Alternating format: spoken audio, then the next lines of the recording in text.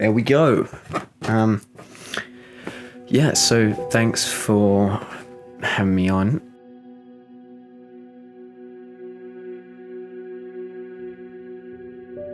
Started off with an idea for a shot. Wasn't even in the film. It was like a shot of some people looking down on some object or something. I thought it was going to be sci-fi for a minute. I don't even know. We eventually landed at the idea of sort of having some friends going camping, and then stuff goes bad. And that's all we really had.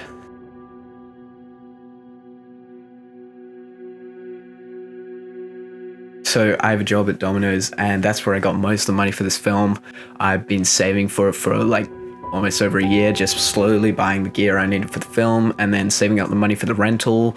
I just could not stop thinking about it, and in Domino's that was a great chance to sort of like map out scenes and stuff. And I remember my co-workers would be looking at me weird because I kept writing stuff in my hand. Most of the financing came from just making them pizzas.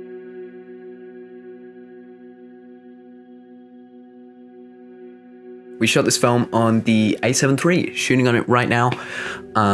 Mainly actually used vintage lenses for this film. Like 90% of the shots were shot on this 35mm f2 lens. In the scenes where David is walking back from, being possessed, putting his hand up and all that jazz, when he's walking back from there, I wanted to like sort of get in close, and it's sort of the wide angle and the short distance from the subject sort of creates a paranoid feel, and that's sort of carried out through most of the film. We didn't have the budget for a remote focus puller or focus pulling or anything, so I was just pulling focus, and that is really hard.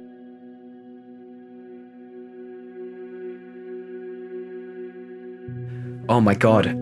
I'm just remembering all the challenges. Jeez. Okay, let's go with the first one. It took me 3 months to find the location. Sue, who hosts Fordsdale Farmstay, is amazing. She let us use the car for the film. If you're ever in Brisbane, please go to Fordsdale Farmstay. You can do rock climbing, horse rides, and shoot a film.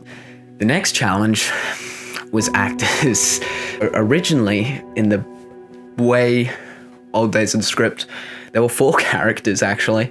The reason we dropped down to 3 was not because I thought, that 4th character's useless, was because one of the actors dropped out. They couldn't do it. So I had to rewrite the script, which was interesting. That was kind of difficult. Then we had another actor drop out about a month before we shot, and that was difficult because we had to find someone else. And what was more difficult was when an actor dropped out 2 weeks. 2 weeks before we started to shoot. That was hard. That was really hard to find a replacement actor. Luckily, the person we got, amazing. And just before I go on to the next question, I want to say, Aria, David, who got possessed, he got a infected muzzy bite on his neck days before we started shooting, and he showed up. He had to drive back an hour and a half back to the city, to the hospital, to get his antibiotics. And he filmed, and he was in the dust and everything, and we had to redress his wounds. Oh my god, the commitment. He had a gaping wound in his neck, and he performed like a champ.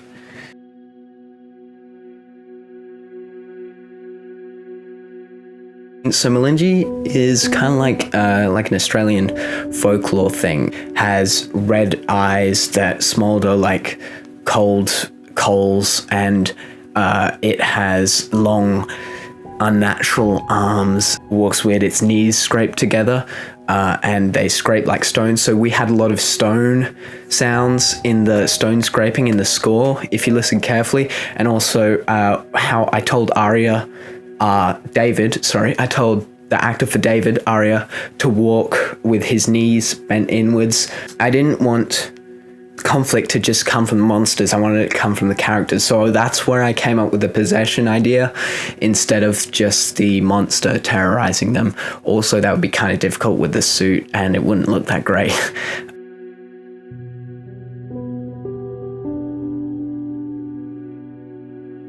yeah, the drought in Australia at the time, it was really severe, and there was bushfires everywhere. The bushfires were massive. They were everywhere. We almost thought we weren't going to film because of the bushfire. Then hit me, virtual fire. That's why we got this Aperture MC.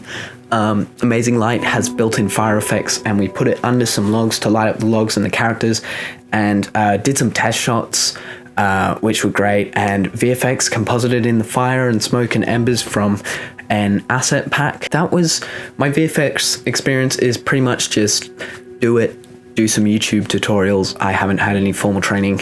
I only know some basic compositing, but well enough to pull off a semi-convincing fire. If you look at it too long, it does look kind of fake, but